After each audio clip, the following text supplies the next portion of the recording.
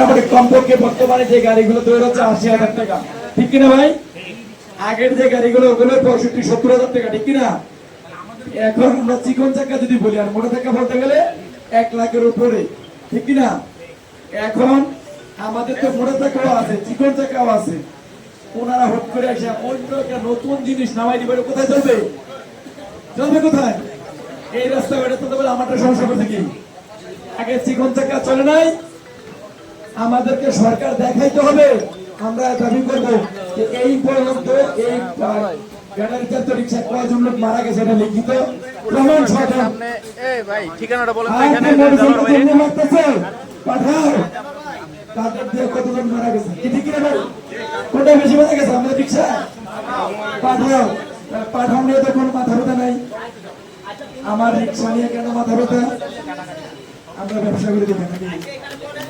আর আমরা তো একটা শিল্প, কি বলি আমরা? আমরা একটা শিল্প কারখানার মতো। আমরা আমাদের মাধ্যমে কতটি পরিবার বাসে? যার ১০০ গাড়ি আছে তার মাধ্যমে ১০০ পরিবার বাসে, বাসে কিনা ভাই? ১০০ পরিবার সে বাঁচাইতেছে। ১০০ পরিবারের তার কি একটা প্রতিষ্ঠানের মাধ্যমে সে ১০০ পরিবারকে বাঁচাচ্ছে, বাঁচাচ্ছে কিনা? আজকে যদি আমার এই প্রতিষ্ঠানটা না থাকে ১০০ পরিবারের কি অবস্থা হবে? সরকার অন্য কোনো কর্মের ব্যবস্থা করছে আমাদের জন্য? তাহলে আমাদের ব্যবস্থা করছে মানে আমাদের এই নতুন গাড়ি দিবে এটা বললে আমরা মেনে নেব? এটা হইতে পারে? অবশ্যই না।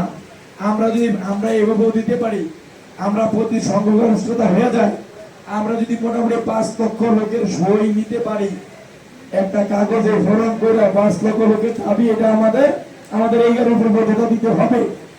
কাগজটা যদি আমরা সব জায়গায় দিতে পারি, আশা করি সবার অনুগ্রহ হবে কিনা ভাই?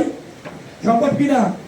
রাজপথে আন্দোলন ছাড়াও আমার বিশ্বাস থামানো যাবে এই প্রক্রিয়া গেলে। হয়তো আর কোনো মত থাকে সবাই প্রকাশ করবেন, এটা আমার মত।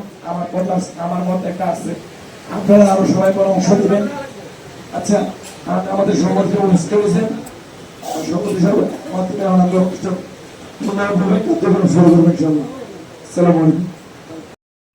ইনশাআল্লাহ সবাই সামনে এই সারিতে চলে আসতে ভালো হয়। ভাই ভাই যারা পেছনে আছে এই সারিতে চলে আসেন, যারা সেক্রেটারি আছে সামনে সারিতে বসি ভাই, তাহলে আমাদের মনে হয় ভালো হয় কথা বলতে।